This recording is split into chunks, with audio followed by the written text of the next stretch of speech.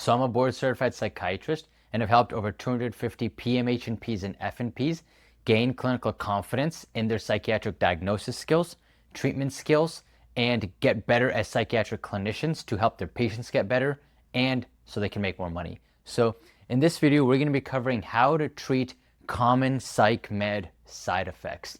So we use psychiatric medications all the time in our practice. We know they have side effects. However, there's actually ways to address and treat those side effects. And a lot of the stuff you're going to learn here is probably not going to be, you're not going to see it anywhere else, because typically the most common advice that you get with decreasing side effects, of course, is either to decrease the dose or change meds, which is level one. That's obvious. Like even the patient could tell you that. That you probably have already tried or considered, but for X or Y reason, you can't do it because the patient benefits more from being on the medication than they do being off of it. So now we have to learn how to address those side effects. And we're going to use both medication approaches and non-medication supplement lifestyle approaches to address all that. So the first side effect that I want to cover is sexual changes. So let's start with decreased sexuality, decreased sex drive, or decreased libido, sexual dysfunction, etc. So I'll just say decreased sex overall. So how do we address this? So there's medication approaches that you can use. For example, bupropion. This is the most common one. I have a patient right now who has had some emotional blunting from SSRI withdrawal, like after he's been off of it. And we started bupropion, and I wake up with an erection every single morning. So that's been a huge benefit for him. So bupropion.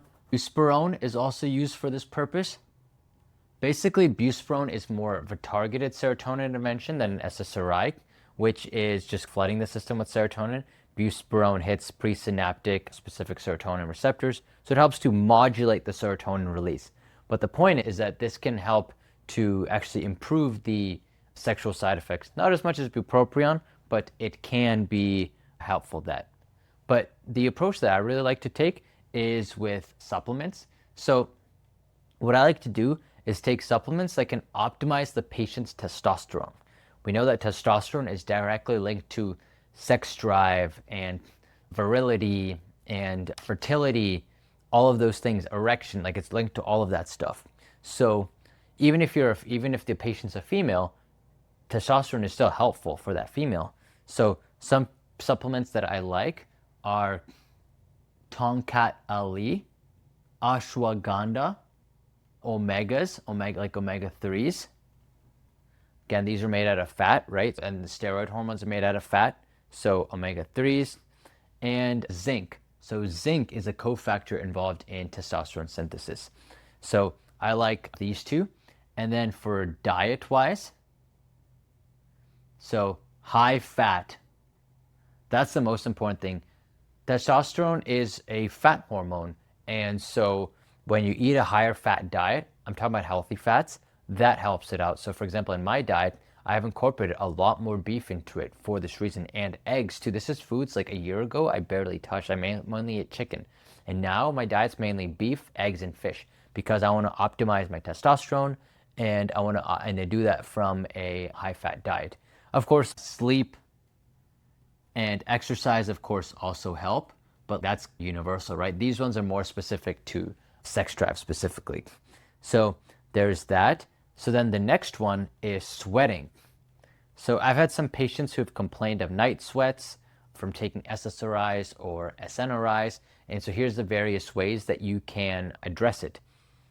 So in terms of medication, benztropine or cogentin can address it from its anticholinergic properties. So benztropine is one. Clonidine, propranolol. A lot of these decrease the sympathetic drive. And so imagine if you're running away from a bear, then you're going to be sweating because you're exerting yourself. And so the goal is to decrease that sympathetic overflow that's happening. So those are some of the medications that can help it. Oh, also glycopyrrolate. So glycopyrrolate can help. So those are the medication aspect. From the supplement aspect, L-theanine, which is a calming molecule. magnesium, specifically glycinate. This is important because a lot of people take the wrong magnesium. They'll purchase like magnesium oxide or citrate because, oh, it's magnesium and it's cheap. That's why they purchase it. However, that stuff doesn't cross, that's more for the gut. It doesn't cross the blood-brain barrier nearly as well.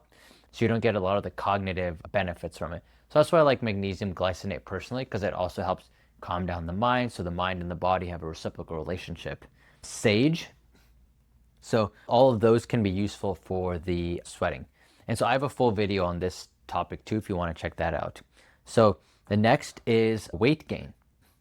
So weight gain is very common with our psychiatric meds because like antipsychotics can do it, antidepressants, SSRIs can do it, TCAs can do it. So it's important that we acknowledge that and then we teach patients the ways to help mitigate that weight gain. So if we do medications, my favorite is metformin. So anyone who has any kind of antipsychotic and they're noticing some weight gain, I'll give that to them, or even I might start it prophylactically too, like along with the antipsychotic. GLP-1s, so GLP-1s, of course, the Ozempic, Wegovy, etc., etc. And as psych providers, you can prescribe them. I have prescribed them in occasion. It's not something I prescribe often because just due to insurance coverage, it's hard for the patient to get it. I like to start with metformin first, personally, but you can use GLP-1s. You can use topiramate. You can use stimulants. So stimulants are another good one. Bupropion. And then you can also use Contrave, which is bupropion plus naltrexone.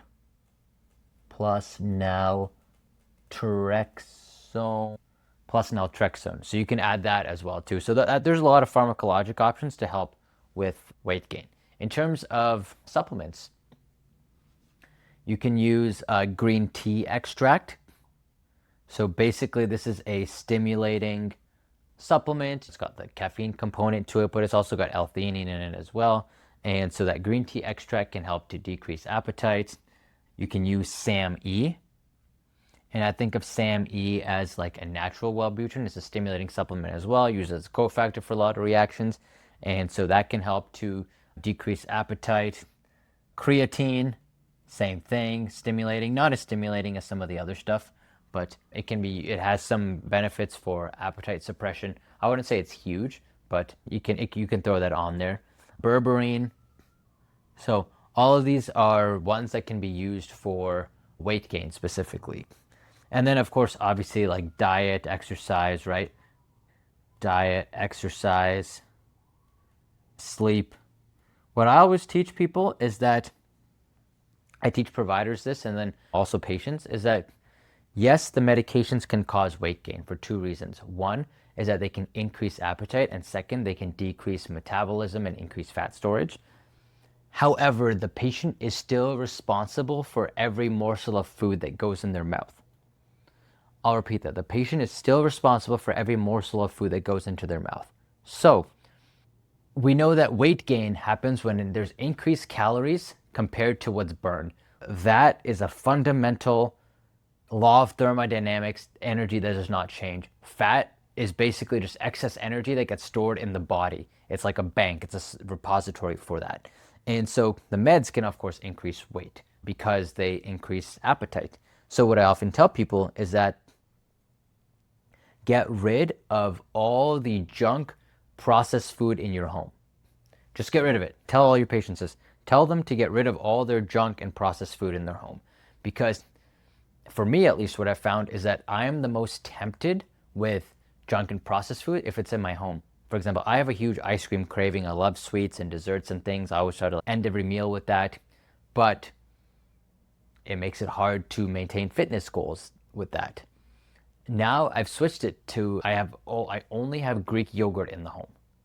And I have Greek yogurt, so I'll make a concoction with like Greek yogurt and protein powder and raspberries, and then I have protein bars. Like that's it for dessert. So if I'm craving something sweet, something desserty, like I have to go with one of those options. And either way, like it's way healthier and I'm getting protein in. So that's how you can help control the diet. You get rid of all that junk food that's in the home because most people have vast amounts of junk food in their home. Obviously, exercising, they can still maintain an active fitness regimen during that, of course, which will help their mental health. but it will also increase the amount of calories they burn during the day. And sleep. So calories get worse, or cravings get worse, when people do not have a good night of sleep. So making sure that they prioritize that can have a direct ROI on weight gain. A lot of people sleep on this stuff, pun intended, but it is neglected, and I don't feel like providers talk about it enough. Ultimately, yes, the meds can help contribute to weight gain. And let's say if two people eat 2,000 calories, someone on the psych med and they're like identical twins and they both eat 2,000 calories, but one's on the psych med and one's not. The one who's on the psych med and they both eat the same thing, they'll gain more weight because their metabolism is slowed, but it's not like it goes to zero. In fact, if they ate nothing for 2 weeks, like, they would obviously lose weight. So point being is that it can make it harder to stay consistent with a diet and harder to lose weight, but it doesn't make it impossible. So the patient has to try a little bit harder. And that's something that you can tell them, not to discourage them, but to empower them and say, you know what, this is a side effect, but there's still things that we can do about this. You're not screwed with this. And then the last one I wanted to talk about is irritability. So this is a common side effect with stimulants, especially stimulants and Wellbutrin. Obviously, there's med approaches that you can take. Irritability can also occur, even not as a side effect, but as a primary psychiatric thing. We use SSRIs in irritability. We use antipsychotics. I wouldn't suggest going to these options for med-induced irritability, like stimulant-induced, but these are things that we use for irritability. Benzos. Watch out for benzos because they can have a paradoxic effect, but still can be helpful. So there's that. But then here's what I really like to do. I like to use supplements. So I'll use magnesium glycinate. In fact, one of my patients right now, he has a lot of irritability, and some of it was from a stimulant. And we started him on magnesium glycinate, and he's, doc, I don't know if this is placebo or not, but it's working great for me. I take 240 milligrams in the morning. I take 200 with my Wellbutrin.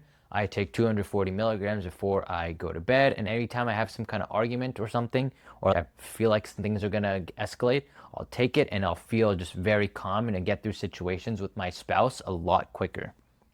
Yeah, magnesium glycinate is helpful. L-theanine is really good too for that purpose. So those are my top two heavy hitters that I like for that. Yeah. Oh, I forgot to add for medications. You can use propranolol and clonidine/guanfacine. So those can be options to utilize as well. But point being is that irritability, there's a lot of options you can do, and I would definitely recommend optimizing those two supplements. So yeah, that's some of the ways I like to address the common psychiatric side effects that our medications can have. As I always teach, medications they're not a magical fix. It's just a tool, and any tool, there's got risks to it and there's got benefits. And the whole goal is that we want to optimize the benefits while reducing the risks as much as possible. That's it. And so this helps us to reduce those risks as much as possible. So I hope this is helpful. I hope this will help you with your patients. And if you really want to learn and master real-world psychiatry, best place to do that is in our PMHNP and FNP coaching program, where we've had over 250 psychiatric providers go through so far and really level up and master their psychiatric craft, so that way they can get their patients better care and they can make more money in the process. So if that interests you, I would check out our program, and I'll see you in the next video.